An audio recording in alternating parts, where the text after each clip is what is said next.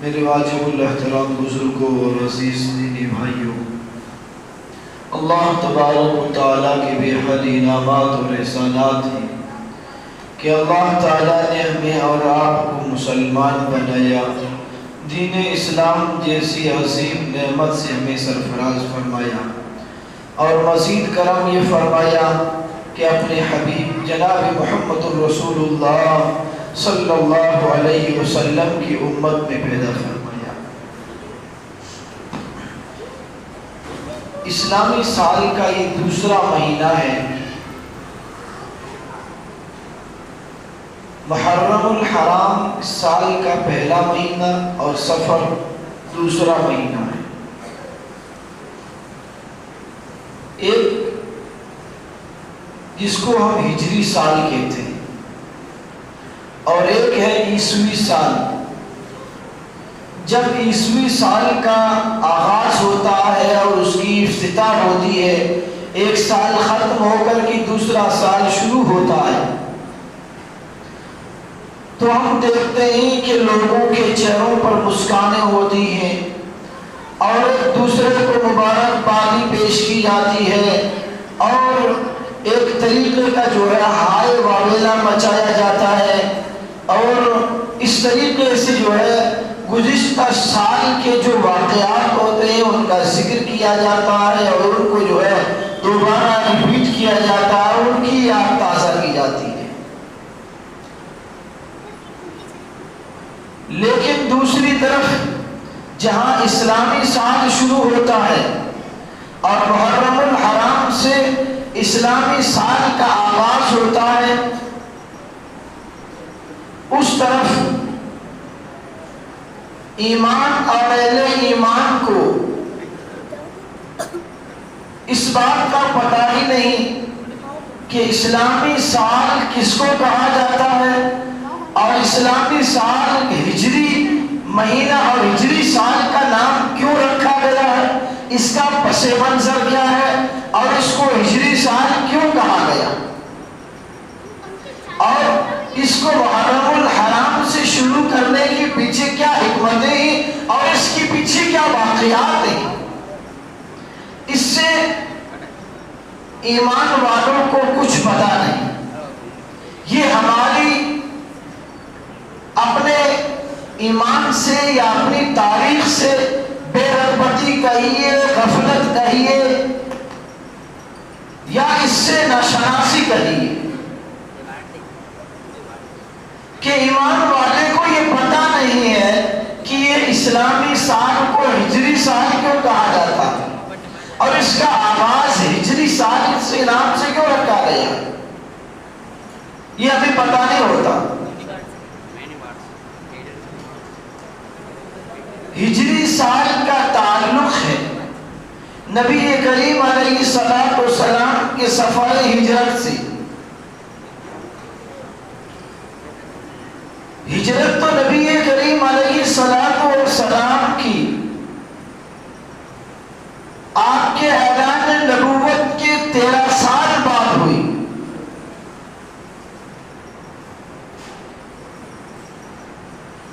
تو اس کو ہجرت سے کیوں جوڑا گیا؟ ہجرت سے پہلے کتنے واقعات تھے، چنانچہ جب اس ہجری سال کا تعین کیا گیا، حضرت عمر فاروق رضی اللہ تعالیٰ عنہ کے زور خلافت میں حضرت ابو موسیٰ اشعری رضی اللہ تعالیٰ عنہ ایک جگہ کی گورنر تھے، انہوں نے عمر فاروق رضی اللہ تعالیٰ عنہ کو خط لکھا کہ امیر المومنین، آپ کے بہت سارے خطوط اور آپ کے احکام نامے مختلف گورنروں کے نام مختلف ممالک میں جاتے ہیں، ان پر تاریخ لکھی نہیں رہتی ہے، تو ہمیں پتہ نہیں چلتا ہے کہ یہ خط کس تاریخ کو حضرت عمر فاروق کے یہاں سے روانہ کیا گیا اور کتنے دنوں کے بعد ہم تک پہنچا۔ حضرت ابو موسیٰ اشعری رضی اللہ تعالیٰ عنہ کا یہ مشورہ اور ان کی یہ بات حضرت عمر فاروق رضی اللہ تعالیٰ عنہ کو بڑی اچھی لگی، چنانچہ انہوں نے صحابہ کرام کو جمع کیا کہا کہ اسلامی تاریخ کی ایک ابتدا کی جائے اور اسلامی تاریخ کے سب کا آغاز کیا جائے، تو مختلف آراء تھی صحابہ کرام کی۔ کسی نے کہا کہ نبی کریم علیہ السلام کی ولادت والے سال سے اس کا تعلق جوڑا جائے کہ اس دن سے بہتر اس کائنات میں دن نہیں ہو سکتا جس دن نبی کریم صلی اللہ علیہ وسلم اس دنیا میں تشریف لائے۔ کسی نے کہا کہ آپ علیہ السلام کے اعلان نبوت والے دن سے اس تاریخ کو جوڑا جائے کہ جس دن نبی کریم صلی اللہ علیہ وسلم نے اعلان نبوت فرمایا۔ تو مختلف آراء تھی، کچھ صحابہ کرام کی آرائیں تھی کہ نبی کریم علیہ السلام کے سفر ہجرت سے جوڑا جائے، اور حضرت عمر رضی اللہ تعالیٰ عنہ کی رائے بھی یہی تھی کہ اسلامی سال کا آغاز کا تعلق ہجرت سے رکھا جائے۔ چنانچہ تمام صحابہ کرام اس بات پر متفق ہو گئے کہ اسلامی سال کے آغاز کا تعلق ہجرت نبوی سے کیا جائے گا۔ اس دن سے ہم اس کو سن ہجری کے نام سے یاد کرتے ہیں۔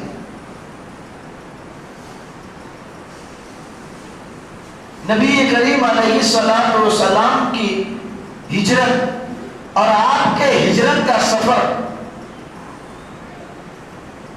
یہ صرف ایک تاریخی واقعہ نہیں ہے، اسلامی سن اور سال کو اس سے مربوط کرنے کے پیچھے بہت ساری حکمتیں ہیں کہ جب بھی اسلامی سال کا آغاز ہوگا تو ایمان والوں کے دل و دماغ میں ہجرت کا تصور آئے گا اور ہجرت کی یادداشت ہوگی اور ہجرت کے واقعہ ان کے دل و دماغ میں پھر تازہ ہوگا، اور جب ہجرت کے واقعے کا تذکرہ آئے گا اور اس کی یاد دہانی ہوگی اور اس کو سنا جائے گا اور پڑھا جائے گا اور اس کا مطالعہ کیا جائے گا تو اہل ایمان کو ایک نئی روش ملے گی اور اہل ایمان کو ایک بہترین راہ نامزد ہوگی۔ نبی کریم علیہ السلام کے اعلان نبوت کے بعد آپ علیہ السلام کو اللہ نے نبی بنایا اور آپ علیہ السلام نے مکہ المکرمہ کی پہاڑی پر کھڑے ہو کر کے اپنے نبوت کا اعلان فرمایا، یا ایھا الناس قولوا لا الہ الا اللہ تفلحون۔ اے مکہ والو، میں تمہارے لیے آسمان سے ایک ہدایت کا نور لے کر کے آیا ہوں۔ جو تم نے بیت اللہ میں ان گنت بت رکھے ہوئے ہیں اور ان کے آگے تم مرادیں مانتے ہو، ان کو اپنا معبود سمجھتے ہو، ان سب کو چھوڑ دو، کہہ دو لا الہ الا اللہ، اللہ ہی ہے ہمارا معبود، اللہ ہی ہے ہمارا مسجود، اللہ ہی ہے ہماری بگڑی بنانے والا، سب کچھ ہمارا معبود اور روزی دینے والا، بیماری دینے والا، صحت دینے والا، تندرستی دینے والا اور مصائب اور آلام سے نکال کر کے ہر تکلیف سے، دکھ درد سے، تکلیف دینے سے دور کرنے والی ذات صرف ایک اللہ کی ہے۔ نبی کریم علیہ السلام نے ببانگ دہل کھڑے ہو کر کے اپنی نبوت کا اعلان فرمایا۔ آپ کا اعلان نبوت کیا کرنا تھا کہ تمام مشرکین مکہ آپ کے دشمن بن گئے،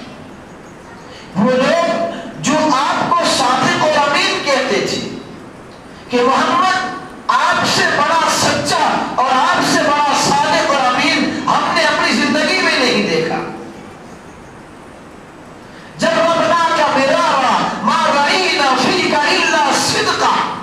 یہ اہل مکہ کا جواب تھا جب نبی کریم علیہ السلام نے ان کو پہلی وحی سے خطاب فرمایا اور سب سے پہلے ان کو جمع فرما کر کے سوال کیا تھا، لبثت فیکم عمرا هل وجدتمونی صادقا ام کاذبا۔ اے مکہ والو، میں نے 40 سال کا عرصہ تم میں گزارا ہے، بتاؤ تم نے مجھے کیسا پایا، سچا پایا یا اس کے برخلاف؟ تو تمام مشرکین مکہ کا یک زبان ہو کر کے ایک ہی جواب تھا، اے محمد جب ربنا کا میرا رہا ما رأینا فیک الا صدقا، ایک دو مرتبہ کی بات نہیں ہے محمد، ہم نے زندگی کے ہر موڑ پر تجھے آزمایا ہے، سوائے سچ کے، سوائے امانت اور صداقت کے ہم نے آپ میں کچھ پایا ہی نہیں۔ نبی کریم علیہ السلام نے فرمایا جب تم مجھے اتنا سچا مانتے ہو، اتنا امین اور صادق مانتے ہو، تو سنو میں اللہ کا پیغام تمہارے لیے لے آیا ہوں اور اللہ کی توحید کا اعلان کرتا ہوں تمہارے سامنے کہ ان بتوں کو چھوڑو، ایک خالق اور مالک کا سجدہ کرو۔ ساری برادری دشمن بن گئی۔ پھر آپ علیہ السلام کا وہ دور شروع ہوتا ہے جس کو مکی دور کہا جاتا ہے۔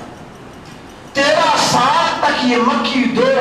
مسلمانوں، اسلام اور اہل اسلام کے لیے بڑا کربناک اور بڑا دردناک رہا ہے۔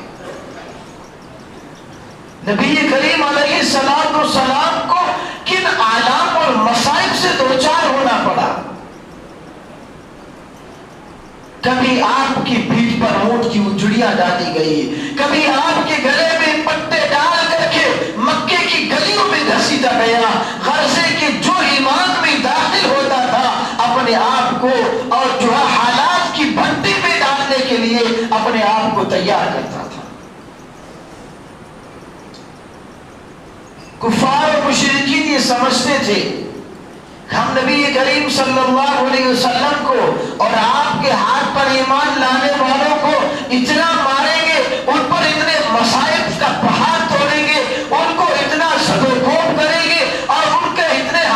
مسائل سے دوچار کریں گے کہ وہ مجبور ہو کر کے ایمان سے پھر جائیں گے۔ لیکن ان کو یہ پتا نہیں تھا کہ ایمان والا ایمان لانے کے بعد اور کلمہ پڑھ لینے کے بعد جب اس کے جسم پر کوئی مار پڑتی تھی اور ایمان کے لیے جب اس پر مصائب اور آلام کے پہاڑ توڑے جاتے تھے تو وہ ایمان ان کا اور بڑھ جاتا تھا۔ جب ان سے کہا جاتا تھا کہ لوگ تمہارے خلاف جمع ہو گئے ہیں، یہ ایمان والوں کی اور صحابہ کرام کی خصوصیت قرآن کریم میں بتلائی گئی کہ جب ایمان والوں سے کہا جاتا تھا کہ تمہارے خلاف دشمن اکٹھا ہو چکا ہے اور تم کو قتل کرنے کے منصوبے کر رہا ہے اور تم کو نیست و نابود کرنے کے منصوبے کر رہا ہے، لہذا تم ان سے ڈرو، تو قرآن کہتا ہے زادہم ایمانا، یہ بات ان کے ایمان کو بڑھا دیتی تھی اور ان کے پائے استقامت اور جم جاتی تھی۔ ہم دیکھتے سنتے ہیں کہ حضرت بلال رضی اللہ تعالیٰ عنہ کو گھسیٹا جا رہا ہے مکے کی گلیوں میں، سینے پر پتھر رکھا جا رہا ہے، عرب کے تپتے ہوئے صحرا میں اور ریتیلی تپتی دھوپ پر جو ہے ان کو سلایا جا رہا ہے اور سینے پر پتھر کی چٹان رکھی جا رہی ہے تاکہ ان مصائب اور آلام سے، ان تکلیفوں سے پریشان ہو کر کے یہ اپنے ایمان سے پھر جائیں۔ لیکن بلال کا نعرہ کیا تھا؟ وہ احد احد کی رٹ لگاتے تھے، کافروں کو جواب دیتے تھے اپنے اس نعرے کے ذریعے سے، او ظالمو یہ تو تھوڑی تکلیف ہے، تم میرے جسم کی بوٹیاں بھی کر دو گے لیکن میری زبان سے اور میرے خون کے ایک ایک قطرے سے یہی نعرہ ہوگا احد احد، اللہ ایک ہے، اللہ ایک ہے۔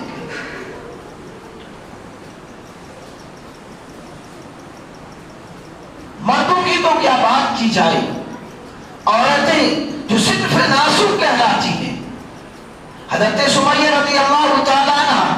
70 سال کی بوڑھی ماری ہے لیکن اپنے ایمان پر ایسی جمی ہوئی ہے کہ ظالموں نے ان کو جو ہے طرح طرح سے مسائل سے دوچار کیا گیا، تکالیف دی گئی، بالآخر وقت آ پہنچا کہ اسلام دشمنوں نے اس 70 سال کی بوڑھی اماں کو ان کے 2 پاؤں میں رسے ڈال کر کے 2 اونٹوں کے گردنوں میں باندھ دیا گیا اور دونوں کو خلاف سمت چلا دیا گیا۔ سمیہ یا اسی حال میں مر جا یا ایمان سے پھر جا۔ سمیہ کہتی تھی ظالم جو کچھ کرنا ہے کر لے، میں اپنی آنکھوں سے جنت کے آٹھوں دروازے کھلے دیکھ لیں۔ اسی حال میں 2 لخت ہو جاتی ہے، 2 ٹکڑے ہو جاتی ہے اپنے ایمان سے ٹس سے مس نہیں ہوتی ہے۔ یہ مصائب اور علامت مکی دور میں صحابہ کرام پر،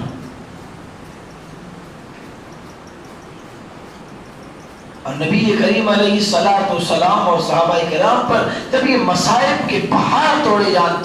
کر کے اور ظلم کر کے تھک گئے کفار و مشرکین، انہوں نے دیکھا کہ اب داغ ڈلنے والی نہیں ہے،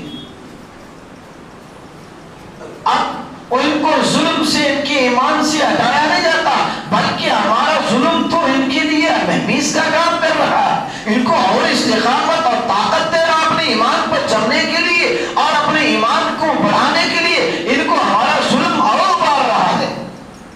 تو انہوں نے نبی کریم علیہ السلام کے سامنے دوسرا آپشن رکھا، سارے کفار و مشرکین مل کر کے آئے کہ محمد آ جاؤ کمپرومائز کر لیتے ہیں بیچ کر کے، کچھ ہماری سنو کچھ تمہاری سنیں گے، تم کیا چاہتے ہو؟ اگر تمہاری اس تحریک سے اور تمہارے اس جو ہے نئی دین کی دعوت سے تمہارا مقصد جو ہے حکومت حاصل کرنا ہے، تو ہم سب مل کر کے متفقہ طور پر آپ کو اپنا حکمراں بناتے، ہم آپ کو بادشاہ تسلیم کرتے۔ اگر آپ چاہتے ہیں کہ اس اپنی نئی دعوت اور تحریک کے ذریعے سے آپ جو ہے ہمارے سردار بن جائیں، تو ہم متفقہ طور پر آپ کو سردار بنانے کے لیے تیار ہیں، بیت اللہ کی چابیاں تمہارے قدموں میں، اور اگر آپ اس دعوت کے ذریعے سے کوئی دولت کمانا چاہتے ہو تو ہم سارے قریش مکہ کی جتنی بھی دولت ہے وہ تمام کی دولت تمہارے قدموں پر نچھاور کرتے ہیں، اور اگر اس دعوت کے ذریعے سے تمہارا مقصد اچھے خاندان سے کہ عورتوں سے شادی کرنا ہے، تو جو ہے قریش مکہ کی سب سے بہترین اور خوبصورت کوششیں ہم تمہارے قدموں پر قربان کرنے کے لیے تیار ہیں۔ محمد چاہتے کیا ہو؟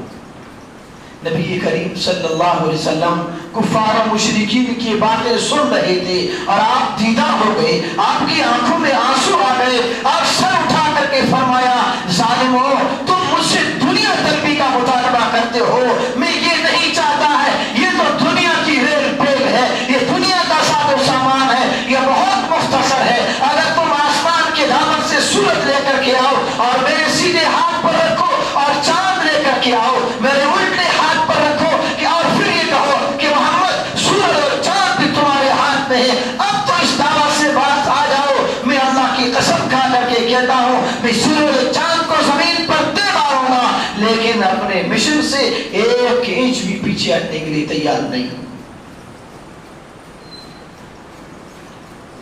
اللہ کی طرف بلانے کے لیے، اللہ کے بندوں کو بندوں کی غلامی سے آزاد کرانے اور ان کی جبینوں کو درد کے سامنے جھکنے سے آزاد کرانے اور ایک اللہ وحدہ لا شریک لہ کے آگے جھکانے کے لیے بھی آیا ہوں، میں کس طریقے سے کمپرومائز کر سکتا ہوں؟ یہ نہیں ہو سکتا۔ چنانچہ جب انہوں نے یہ بھی نہیں دیکھا کہ ادھر بھی داغ ڈلنے والی نہیں ہے، تب انہوں نے مل کر کے ایک مشورہ کیا، تمام مشرکین مکہ کے بڑے بڑے سردار ابو جہل، عتبہ، شیبہ، اسی جو ہے ہشام، عمرو بن ہشام، اسی طریقے سے صنادید مکہ کے جو بڑے بڑے لیڈر تھے، ان تمام نے دار الندوہ میں ایک میٹنگ بلائی کہ ظلم سے ان کو روکا نہیں جا سکتا، اور جو ہے دنیا کی ریل پیل اور ان کا آفر دے کر کے ان کو روکا نہیں جا سکتا، محمد اور اس کے ساتھی دن بدن بڑھتے جا رہے ہیں، اور جو ہے ان کا ایمان اور ان کا اسلام روز روز بڑھتا جا رہا ہے، لہٰذا آج اس بیٹھک میں، اس میٹنگ میں ایسا مشورہ کیا جاوے کہ نہ رہے بانس اور نہ بجے بانسری۔ سب نے مل کر کے مشورہ کیا، کسی نے کہا کہ محمد کو جو ہے زنجیروں میں اور سلاخوں میں باندھ کر کے کسی بند کمرے میں اور بند کوٹری میں محبوس کر دیا جائے، کسی نے کہا کہ محمد رسول اللہ کو جلا وطن کر دیا جائے۔ ابو جہل نے کہا کہ نہیں، میں تمہیں بتاتا ہوں، نہ اس کا حل ان کو قید کرنا ہے، نہ ان کا حل اس کو جلا وطن کرنا ہے، بلکہ میں ایک بات کہتا ہوں کہ محمد کو نعوذ باللہ ختم کر دیا جائے، اس کو قتل کر دیا جائے اور اس کا بابا کاٹ دیا جائے، جو ہے آنے والے وقت میں اس کی تاریخ ختم ہو جاوے اور مردہ ہو جاوے اور ہم سانس چین کا لے سکیں. سب نے کہا کہ بہت اچھی. قتل کون کرے گا؟ بنو ہاشم کے ایک نوجوان کو قتل کرنا کسی ایرے گہرے کے بس کی بات تو نہیں. کسی ایک کوئی آدمی جرأت کون کر سکتا ہے؟ تو انہوں نے کہا کہ سارے قبائل کے سردار مل کر کے اکٹھا ہوں اور وہ مل کر کے محمد رسول اللہ کو قتل کر دے گے. تو قتل کا الزام کسی ایک پر آئے گا نہیں اور قریش کسی ایک سے لڑ نہیں سکتے. تو ہم جو ہے اس کے بدلے میں خون بہا دے دیں گے, سب مل کر کے سونپ دے دیں گے. قرآن کریم میں اس واقعے کو نقل کیا گیا. یہ دار الندوہ میں بیٹھ کر کے نبی کریم علیہ السلام اور اہل ایمان کے خلاف سازشیں کر رہی تھی. اللہ نے جبریل کو بھیجا اور ان کے سارے راز کو فاش کر دیا. وَإِذْ يَمْكُرُ بِكَ الَّذِينَ كَفَرُوا لِيُثْبِتُوكَ أَوْ يَقْتُلُوكَ أَوْ يَخْرُجُوكَ. جب کفار و مشرکین یہ سازشیں کر رہے تھے, یہ خفیہ تدبیریں کر رہے تھے کہ محمد رسول اللہ کو قید کر دیا جائے اور یا ان کو قتل کر دیا جائے یا ان کو چھڑا وطن کر دیا جائے, اللہ فرماتا ہے یمکرون ویمکر اللہ. وہ بھی سازشیں کر رہے تھے, وہ بھی بند کوٹڑی میں بیٹھ کر کے نبی کریم علیہ السلام اور اہل ایمان کے خلاف تدبیریں کر رہے تھے, سازشیں کر رہے تھے. اللہ فرماتے ہیں میں بھی عرشوں پہ بیٹھ کر کے ایک تدبیر کر رہا تھا, میں بھی یہ تدبیر کر رہا تھا کہ مشرکین مکہ تمہاری تدبیریں خاک میں ملنے والی ہیں. واللہ خیر الماکرین. اللہ کے آگے کس کی تدبیر کارگر ہوتی ہے؟ اللہ کے آگے کس کی تدبیر کامیاب ہوتی ہے؟ یہ اہل ایمان کے خلاف سازشیں ہو رہی تھی. قرآن کیا کہہ رہا ہے؟ لِيُثْبِتُوكَ أَوْ يَقْتُلُوكَ أَوْ يُخْرِجُوكَ. آج دیکھیے ہم اس آیت کے جو ہے تناظر میں ذرا حالات عاجلہ کا جائزہ نہیں. آج دشمنان اسلام کیا کہہ رہے ہیں؟ یہ NRC لاگو کر دی جائے, CA لگا دیا جائے اور جو ہے یہاں ایمان والوں کو اس ملک سے نکال دیا جائے گا. یہ ان کی نئی بات نہیں ہے, یہ ان کے باپ دادوں سے چلی آ رہی ہے. یہ ان کی سازشیں پرانی نہیں ہے, یہ تو ان کے باپ دادا بھی یہ کرتے آ رہے تھے. کہ نبی کریم علیہ السلام کو مکہ المکرمہ سے نکالنے کی سازشیں کی جا رہی تھی اور کبھی وہ آپ کو کہہ رہے تھے کہ آپ کو قتل کر دیا جائے. پھر اس پر بھی سازشیں ہو رہی ہیں کہ ایمان والوں کو قتل کر دیا جائے. آئے دن ایمان والوں پر مسائب اور حالات کے پہاڑ توڑے جا رہے ہیں, ان کو حالات سے دوچار کیا جا رہا ہے اور جو ہے ان کو جلاوطن کرنے کی اور ان کو جو ہے زندہ بسے زندان ڈالنے کی اور جو ہے ان کو قید کرنے کی سازشیں کی جا رہی ہے. ہم دیکھتے ہیں کہ آئے دن ہمارے نوجوانوں کو یا ہمارے علماء کرام کو قید کیا جا رہا ہے اور جو ہے ان کو مختلف طریقے سے ان پر شکنجہ کسا جا رہا ہے تاکہ اہل ایمان اور جو ہے ان کے مقتداؤں کو پریشان کیا جائے, تاکہ ان کا جینا دوبھر کیا جائے. لیکن ایمان والوں کے لیے ہجرت نبوی سے سبق یہ ملتا ہے کہ کس طریقے سے ایمان والوں پر حالات اور مصائب آتے ہیں تو ایمان والے گھبراتے نہیں ہیں اور جو ہے پریشان نہیں ہوتے ہیں, بلکہ ان کو دور نبوی کا وہ واقعہ یاد ہونا چاہیے اور ہجرت نبوی سے پہلے کے واقعات, مکی زندگی کے واقعات ہمارے ذہنوں میں ہر وقت تر و تازہ رہنے چاہیے کہ کیسے حالات میں صحابہ کرام نے نبی کریم صلی اللہ علیہ وسلم نے اپنے ایمان کو بچایا. حالات میں کھڑے ہو کر کے کبھی آپ کو جو ہے صحابہ کرام اور نبی کریم علیہ السلام کو جو ہے شوہر بائیکاٹ کر دیا گیا, شب ابی طالب بھی 3 سال تک بند کر دیا گیا. سارے کے سارے دشمن طاقتیں ان کے خلاف تلی ہوئی تھی, 3 سال تک آپ دانا بند کر دیا گیا, ان پر سارے جو ہے لین دین بند کر دی گئی. لیکن نبی کریم علیہ السلام اور صحابہ کرام ایمان والوں کے حالات کے باوجود ان کا ایمان اور بڑھتا تھا, ان کا ایمان اور ترقی کرتا تھا. اسی طریقے سے ہمارے اور آپ کے درمیان ہم دیکھتے ہیں کہ آئے دن ایمان والوں پر حالات کے شکنجہ کسا جا رہا ہے اور ان کا جینا دوبھر کیا جا رہا ہے, ان کی زندگی کو تنگ کیا جا رہا ہے. ابھی 2 دن پہلے ہم نے یہ خبریں سنیں کہ اس ملک کے عظیم شخصیت حضرت مولانا داعی اسلام حضرت مولانا کریم صدیقی صاحب دامت برکاتہم، جو اس ملک کی باعزت اور جو ہے چوٹی کے عالم ہیں اور بڑے زبردست پائے کے عالم دین ہیں، ان کو جو ہے راہ چلتے اٹھا لیا گیا اور ان کو جو ہے قید کر دیا گیا۔ کیا چاہا جا رہا ہے ان تمام واقعات کے پیچھے؟ اس سے پہلے کئی علماء کرام جیلوں میں بند ہیں اور اسی طریقے سے عام ایمان والوں کو قتل کیا جا رہا ہے، ان کے گھروں کو مسمار کیا جا رہا ہے، ہر طریقے سے ایمان والوں کو جینا تنگ کیا جا رہا ہے۔ یقین جانیے کہ یہ مثال ہے اس مکی زندگی کی۔ ہمیں مکی زندگی کا واقعات کو پڑھنا چاہیے۔ اس وقت ضرورت ہے ہمیں اس بات کی کہ ایمان والے نبی کریم علیہ السلام کے مکی دور کا مطالعہ کریں، صحابہ کرام کے مکی دور کو پڑھیں، ان کے واقعات کو پڑھیں کہ ان پر کیسے مصائب توڑے گئے، ان کو کیسے پریشان کیا گیا اور ان کو کس طریقے سے حالات سے گزرنا پڑا، لیکن ان کے رد عمل میں صحابہ کرام کا ایمان بڑھتا تھا، ان کا ایمان کمزور نہیں ہوتا تھا، وہ پسر پشت نہیں ہوتے تھے، بلکہ اور بڑھ کر کے اپنے ایمان کی دعوت دیتے تھے، اپنے ایمان کو مضبوط کرتے تھے۔ تو اس دور میں ہمیں اور آپ کو بھی چاہیے کہ ایسے حالات میں ہمارا ایمان بڑھ جانا چاہیے، ہمیں اور جو ہے حوصلے اور ہمت کے ساتھ ایمانی تشخص کے ساتھ اپنے عقائد اور نظریات کا باب دہل اعلان کرنا چاہیے اور اپنی ایمان والے ہونے پر فخر کرنا چاہیے۔ بس مردہ ہونے کی ضرورت نہیں ہے اور جو ہے بس ہمت ہونے کی ضرورت نہیں ہے، اور ذرا ہمت کے ساتھ اپنے ایمان والے ہونے کا جو ثبوت پیش کیجیے، اپنے عقائد پر مضبوطی سے کھڑے رہیے، اپنے اعمال کو جمائیے اور اپنے اعمال اور کردار سے نبی کریم علیہ السلام اور صحابہ کرام کی تاریخ سے ہمیں سبق لینا چاہیے۔ گویا ہم مکی دور سے گزر رہے ہیں اور یہ وہی حالات ہیں، اس مکی دور کی جھلک پیش کر رہے ہیں جس طریقے سے صحابہ کرام نے مکی دور میں ان